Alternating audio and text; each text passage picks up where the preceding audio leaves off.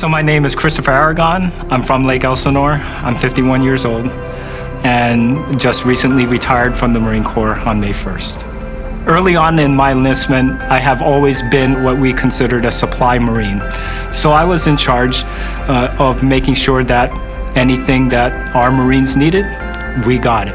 And before I knew it, it was over 30 years. The CFP program stands for the Corporate Fellowship Program. It's a partnership between private companies and Hiring Our Heroes organization.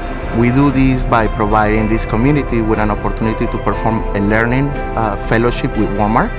They spend with us between 6 to 12 weeks on the job, learning about what we do, networking. So my experience with the Corporate Fellowship Program from Hiring Our Heroes was really accidental. We did have our mandated transition class that we had to go to before everyone has to exit the military. And the Hiring Our Heroes happened to be on the second day of the program, and it was brand new to me. I didn't even know about it. I was drawn to Walmart because Walmart shared the same values as the Marine Corps that I would say. Our values are honor, courage, commitment, and it's easily translatable even just in that interview. So after that interview, all I thought in the back of my mind was, I hope they call me back. So, and it turned out they did. My name is Christopher Aragon. I am the Outbound Operations Manager for LAX2 here in Chino, California.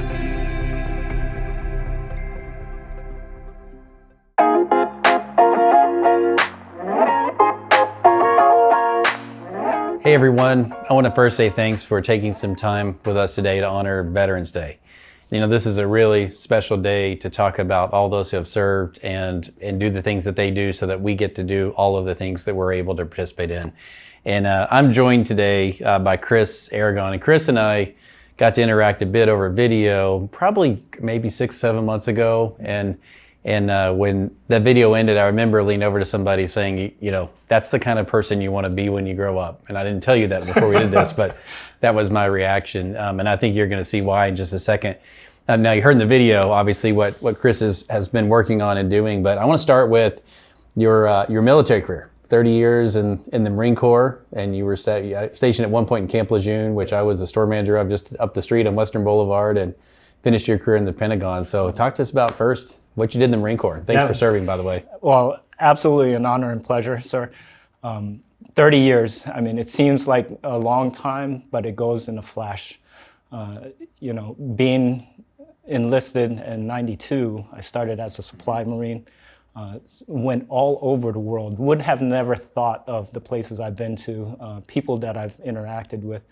But really, the sacrifice that I gave for my family, for the community, and for those Marines that I led, that went a long way. And that's what, you know, sticks out a lot, especially if someone had to compress all that time in a very short interview. It does fly by. Yes. I think I'm hitting 30 years at Walmart next year, and I feel like I just getting started. But you know, you're one of millions of people who are in the country that served at some point, and just in the last year, we've hired about 80,000 veterans, you know, you being one of those.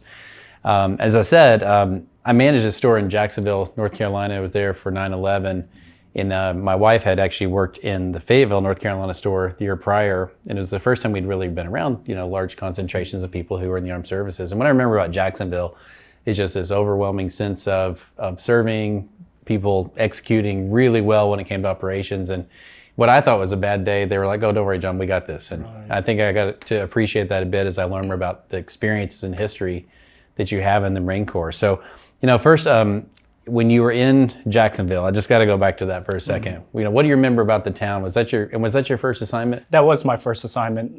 When I first joined, we went to, right after boot camp there at Parris Island, got shipped up north there to North Carolina. Went to school there, and then after school, that's my first duty station there at Camp Lejeune with 2nd Marine Division.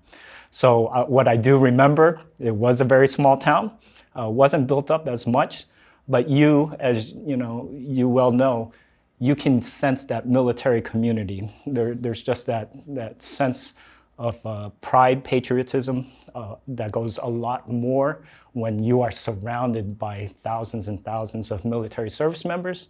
And not only that, you can easily tell by their family members. I mean, whether you speak to a spouse, a child, there's just something different about that kind of environment. Yeah, like a real sense of purpose. The Jacksonville's a special place for me and my family as well. My daughter was born there, our oldest daughter, so big part of our family history. So one of the things that you talk about is values and purpose. And what I found over the years, but in particular living there, is the values in serving others is true and carry across almost any industry. So I saw it in people that were coming from the Marine Corps. Here at Walmart, we have a very large team, almost 1.5 million people here in the United States. So we're also here to serve others. So talk about any parallels that you've learned about since coming over. Yeah, absolutely. So, servant leadership is carried the same with the military as it is here in Walmart.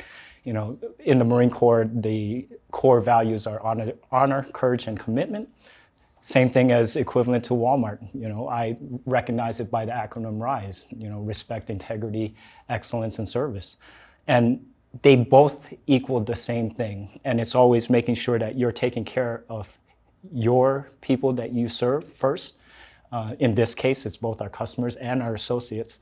Me being in the fulfillment center, yes, we don't see the customers directly, but the team that I serve with, I mean, it's nighttime. It's only no more than 40 of them, but knowing a lot about them, understanding, empathy, goes a long way, and that's what I enjoy up to this point. And even it's only been maybe 6 months, just over 6 months I've been with the company, but I can't see myself anywhere else right now because I'm just enjoying the ride. And it's really, it not only treats myself well, but I can see that it treats the associates very well. Yeah, it's a special place, and we're fortunate to be a part of it. I want to go back to something you said about family. Your family and the way they supported you throughout, and many of us spend as much, in some cases, more time working some weeks than you seeing your family when you're still awake. How do you balance the two? How did you balance the two throughout your career in the military, and how does it compare to what you're doing now? Yeah, that's a good point, because there's a lot, what I mentioned earlier, there was a lot of sacrifice. So every time we had to go on training or we actually went on deployments, it's putting a lot of trust in our family to take care of the home front while we are out somewhere else. And it takes a lot off your mind that you don't have to worry if, the family's strong enough that they know both sides of the sacrifice that I'm doing for our country and they're doing for the family. I've missed a lot of important things in my kids' lives. In that point alone, my wife held down the fort pretty well. And it's even at the end of my career where we had to make the hard decision, do I still pick up the family and move, or do we decide to just plant ourselves knowing that in the near future, that's where we're going to land? And that's what we did. I had to leave my wife, family there in California, had to do a stint in Georgia and DC. And then after that, now I'm finally retired back in California, where finally I can see my family every night. Every day. So every day. What was the longest you were deployed away from your family? So it's usually the 9 months at a time. It was during the cycle of the Muse and OIF and OEF out there. Yeah, and with the Muse. Yeah, the expeditionary units that sail around for a long amount of yes. time. And I was able to cross the equator. We were shellbacks at the time, so that was once in a lifetime opportunity to embrace the Navy life with the Marines that we serve alongside with. I remember taking my son out a few times as the Muse Marine Expeditionary Units were leaving, and he could watch probably the most exciting part, leaving and then coming back. We missed everything in the middle, the 9 months out in the ocean. So today is Veterans Day. It's a really important day, and it's a time to think about all those who have served before us or have paid the ultimate sacrifice, or with us today making a difference. What's this day mean to you? Yeah, it means a lot. There's a lot when anyone talks about Veterans Day. First, I was a Coast Guard brat. My father served in the Coast Guard for over 23 years. So I already knew what it meant to be in the military, what it meant to serve family, country, and community. With that being said, Also, right now, I believe there's over 18 million veterans right now here in the country. Very, very few, less than 1%, maybe 1.5 million, actually are still active duty right now. And we lost over 2,500 during Iraq and Afghanistan.